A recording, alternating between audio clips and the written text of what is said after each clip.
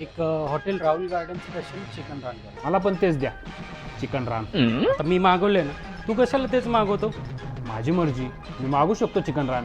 दुसरं मागव ना. मी का दुसरं मागू? आधी ऑर्डर मी दिली, तू दे दुसरी ऑर्डर. मी का दुसरं मागू? मी खाणार तर चिकन रानच खाणार. अरे काही येडा बिडा आहे का? रुको रुको सर, झगड़ा मत करो. आप दोनों के लिए राहुल गार्डन स्पेशल चिकन रान लेके आता हूँ.